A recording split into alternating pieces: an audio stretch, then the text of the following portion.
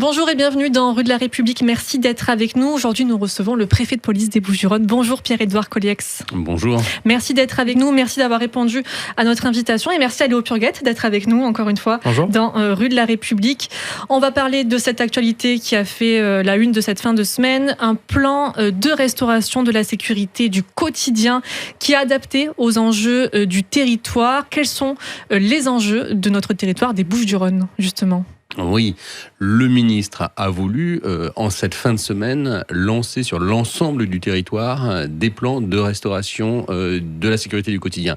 L'objectif, c'est vraiment d'avoir une réponse qui soit adaptée au territoire, qui soit adaptée et montée et créée et mise en œuvre avec les élus, avec l'ensemble des élus. Et à Marseille, dans le département, on a une chance formidable, c'est plus qu'ailleurs, les élus, l'ensemble des élus, les maires, le maire de Marseille, la présidente Vassal, le président Muselier sont extrêmement mobilisés pour la sécurité à nos côtés. C'est une chance et c'est pour ça qu'on peut lancer un plan de sécurité du quotidien qui a comme objectif de conforter bien sûr les résultats qu'on a eus en 2024, mais aussi de cibler un certain nombre de points chauds, parce que tout n'est pas gagné, on n'a pas de baguette magique, et on a encore des points chauds importants.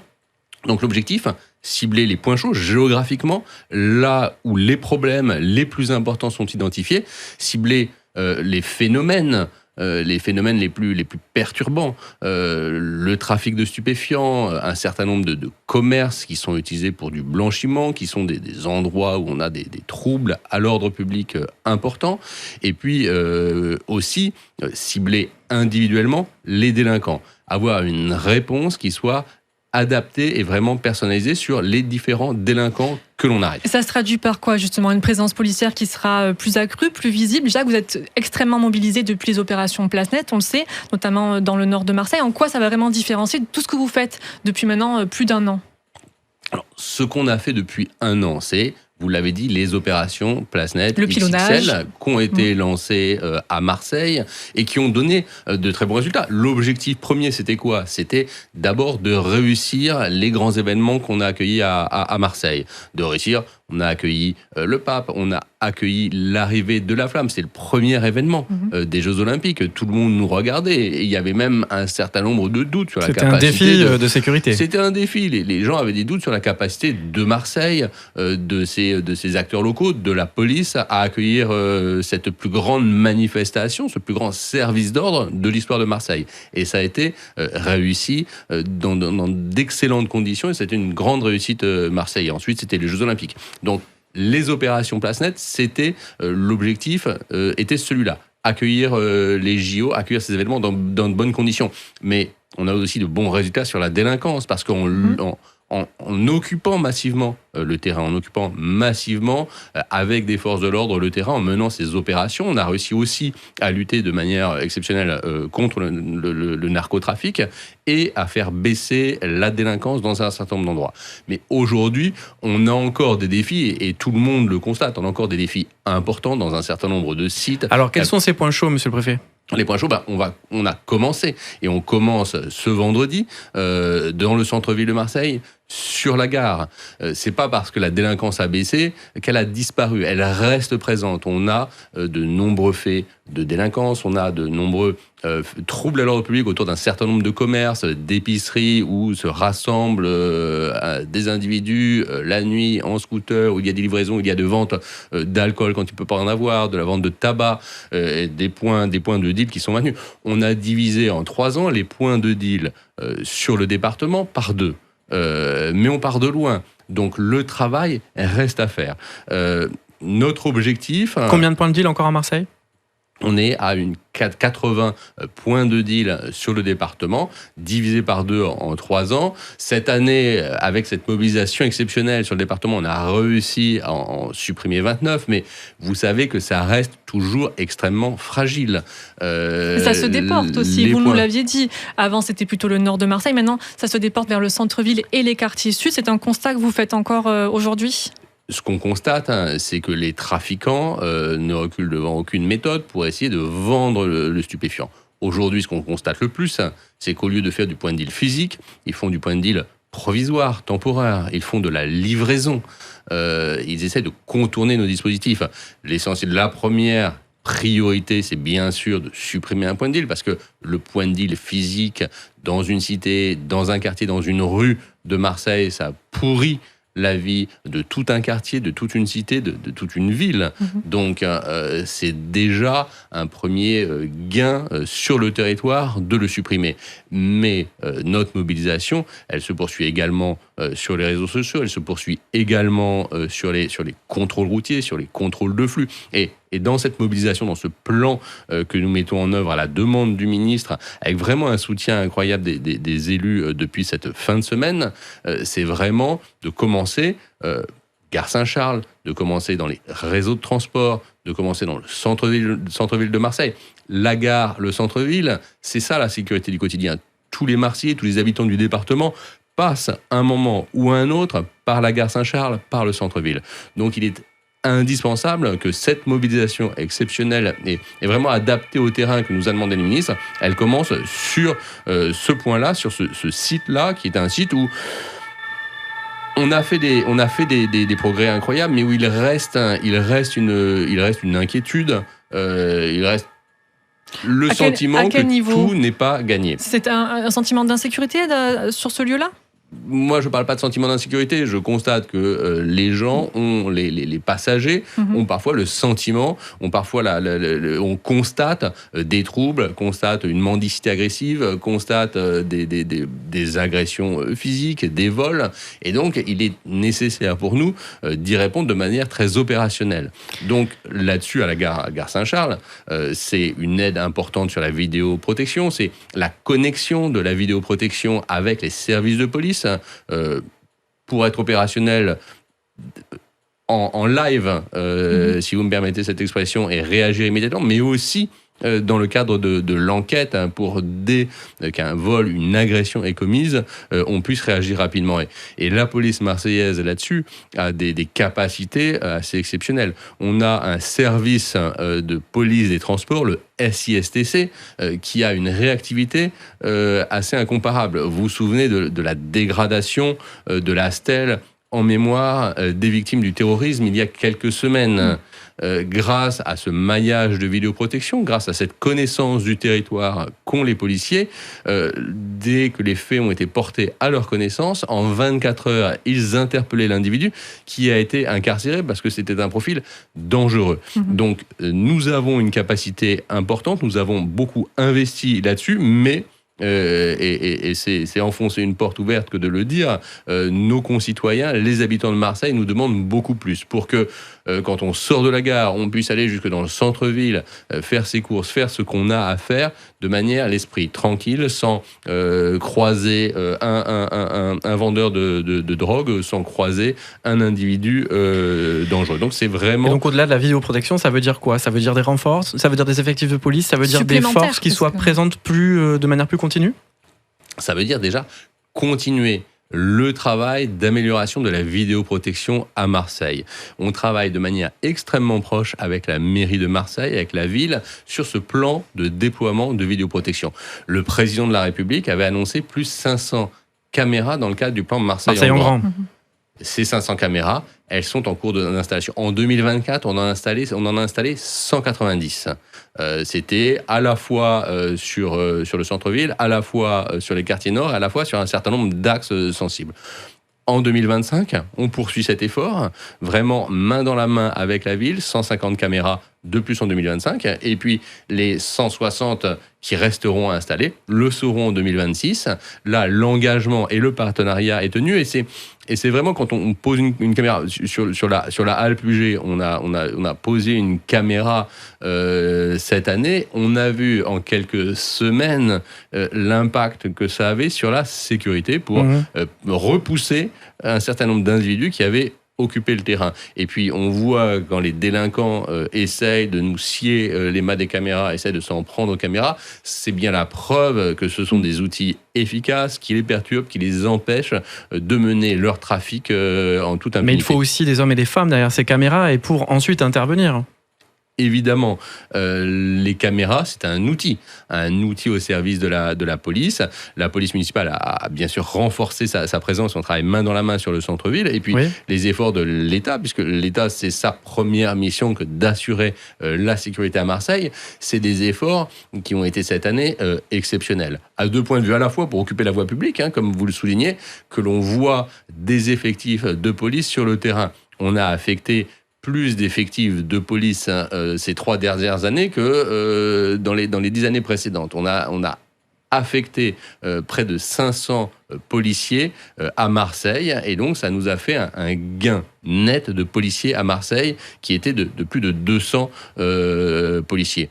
Là-dessus, puisque l'engagement était clair, l'engagement c'est plus 300 policiers. En attendant que les autres jeunes policiers sortent d'école, arrivent soit sur le terrain à Marseille, le ministre et le président de la République ont attribué à Marseille 3 unités de CRS en permanence. 3 unités de CRS, c'est 180 CRS en permanence qui patrouillent sur Marseille, en centre-ville, dans les cités et aussi ponctuellement dans le reste du département. Et puis, on a aussi créé, et c'est la première fois depuis 1979, vous savez que les CRS avaient été créés à l'issue de la Deuxième Guerre mondiale. Oui. Et en 79... Compagnie républicaine de sécurité. Républicaine de sécurité. Depuis 1979, on n'en avait pas créé une nouvelle. On restait au même nombre de compagnies républicaines de sécurité. Et bien, la première CRS créée depuis 1979, elle l'a été en novembre 2024 à Marseille. C'est cette fameuse CRS 81, nouvelle génération, extrêmement mobile, des effectifs jeunes, dynamiques que je rencontre extrêmement fréquemment et qui sont en capacité d'agir immédiatement. En une demi-heure, ils sont sur n'importe quel point, ils sont mobilisés, ils sont mobilisables sur n'importe quel point du département, voire parfois au-delà. Et on les a largement mobilisés, c'est 200 effectifs supplémentaires qui ont été affectés à Marseille, donc des effectifs sur le terrain. On en a en plus de manière historique. Au-delà de ce nouveau plan, dans quelques jours, il va y avoir une proposition de loi qui va être étudiée au sujet du narcotrafic, la proposition de loi qui vise à lutter contre le narcotrafic en France en général. Vous, quels sont vos espoirs par rapport à cette loi ? Parce qu'on sait que cette loi va aider notamment les tribunaux éventuellement à gérer les dossiers. On sait qu'il y a eu beaucoup d'arrestations et c'était une des craintes du procureur de Marseille, c'était que ces arrestations ne puissent pas aboutir sur des procès en cas de bouchon des tribunaux. Est-ce que c'est pas un peu frustrant de se dire que quand on arrête des gens, parfois ils ne peuvent pas être jugés dans les temps, ou il peut y avoir des problèmes à ce niveau-là ? Qu'est-ce que vous pensez de cette loi qui va arriver ? Alors, c'est un enjeu, c'est un défi important pour la justice, mais voilà, c'est aussi un hommage rendu au travail de la police et de la gendarmerie dans le département. On n'a jamais autant interpellé de criminels et de délinquants. Il faut qu'ils soient jugés. Et de tout niveau. On a interpellé des délinquants moyens, mais aussi ce qu'on appelle le haut du spectre. Et cette année, on a interpellé plus de 200 criminels du haut du spectre, appartenant à ces organisations criminelles dont chacun entend parler, et qui sont des individus très impliqués à la fois dans des homicides, des tentatives d'homicide ou des trafics importants de stupéfiants. Bien sûr que les moyens de la justice sont nécessaires. Le ministre en a annoncé un certain nombre à la fois en magistrats, en greffiers et aussi pour l'administration pénitentiaire, parce que c'est un défi important que de pouvoir incarcérer dans des conditions de sécurité optimum ces individus. Donc, il y a évidemment des moyens importants qui sont prévus, qui ont été mobilisés, qui sont prévus dans le cadre de la mobilisation du ministère de la Justice. Mais au-delà de ça, il est extrêmement important que nous puissions nous poursuivre notre coopération et nos outils administratifs. Et cette proposition de loi qui est examinée actuellement, elle intègre un certain nombre d'autres outils importants. Et des outils administratifs aussi à la main du préfet. Par exemple, pour permettre, et c'est quelque chose que nous attendons avec impatience, qui sera, je le pense, extrêmement précieux, c'est de pouvoir fermer des commerces qui sont impliqués dans le trafic de stupéfiants, des commerces de quelque nature qu'ils soient, qui sont impliqués, où des individus connus pour trafic se rassemblent, où des infractions de consommation de stupes sont commises et constatées par les services de police. Donc ça, à la main du préfet, une capacité d'action rapide pour faire fermer ces commerces qui sont à la fois le lieu de la délinquance et puis aussi où on constate des troubles à l'ordre public qui perturbent complètement la vie d'une rue et d'un voisinage excédé. Moi, j'ai des dizaines et des dizaines de signalements de Marseillais, notamment de Marseillais, qui n'en peuvent plus de ces commerces, qui sont au milieu de la nuit, le lieu de rassemblements bruyants, de rassemblements violents, de rixes, avec des conséquences extrêmement graves. Alors, il est aussi question un peu d'isoler ce haut du spectre, ces gros bonnets, je ne sais pas comment il faut les appeler. Le garde des Sceaux, et d'ailleurs, s'est rendu en Italie pour un peu regarder ce qui se faisait du point de vue de la mafia. Parce que nous-mêmes, ici, dans les Bouches-du-Rhône, on a pu voir bien des cas, en tout cas, on ne sait pas si ça va être vérifié, mais de hauts trafiquants qui continuent à diriger des réseaux depuis des centres pénitentiaires.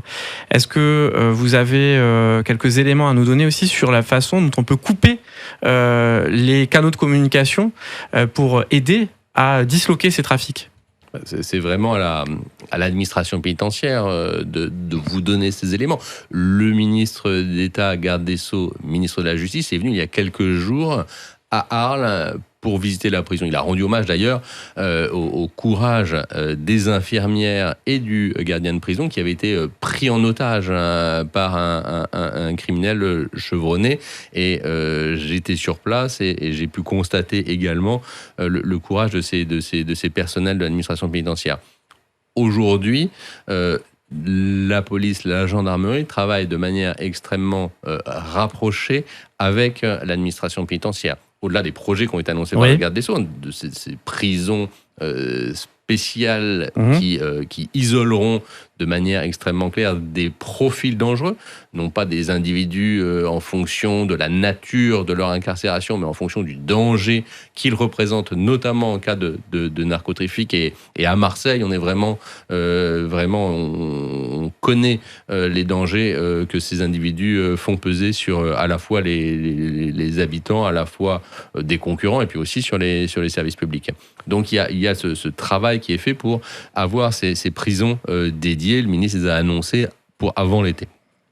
L'autre sujet pour nous, c'est dès à présent d'être aux côtés de l'administration pénitentiaire pour lutter contre les drones, puisque le drone est un instrument qui est utilisé par les délinquants, partager nos moyens de chiens détecteurs de stupéfiants pour les contrôles des prisons. On a eu un certain nombre d'affaires importantes en lien avec l'administration pénitentiaire où on détecte des individus qui, soit en jetant leurs colis, soit en utilisant des drones, soit par des tentatives dans des visites aux détenus. On a un certain nombre d'affaires où on a pu identifier, interpeller ces individus. Il faut qu'on prolonge les efforts.